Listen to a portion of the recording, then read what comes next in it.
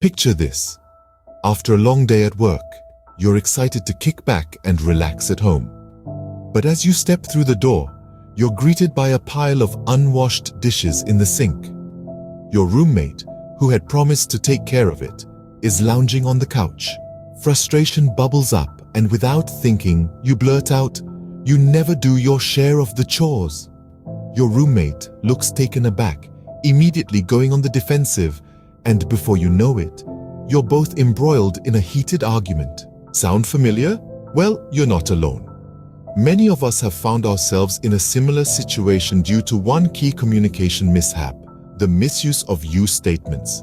You statements such as "you never listen" or "you're always late" are often perceived as accusatory or blaming, putting the recipient on the defensive.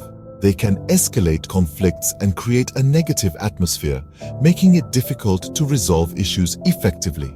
Now, imagine if you had approached your roommate differently. What if instead of saying, "You never do your share of the chores," you said, "I feel overwhelmed when I come home to a messy kitchen"?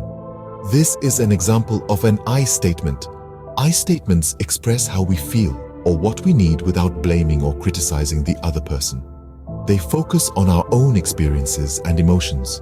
Using I statements promotes understanding and empathy, allowing for more constructive conversations. So, what's the difference in impact? Your statements point fingers, creating tension and defensiveness. They make the other person feel attacked, and they're likely to shut down or retaliate. On the other hand, I statements own our feelings and experiences, opening the door for understanding and dialogue. Think about your recent conversations. How often do you find yourself using you statements? Are there opportunities to replace these with I statements? Improving our communication is a journey, not a destination. It requires a conscious effort, but the payoff is worth it. Start by noticing when you're using you statements. Then try to rephrase them into I statements. For instance, instead of saying, "You're always interrupting me," try, "I feel unheard when I'm interrupted during conversations." Remember, using I statements doesn't mean you're taking the blame for everything.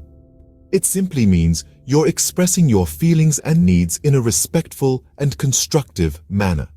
So, the next time you find yourself in a difficult conversation, take a moment, breathe, and choose to use an I statement. You might just be surprised at the positive impact it can make.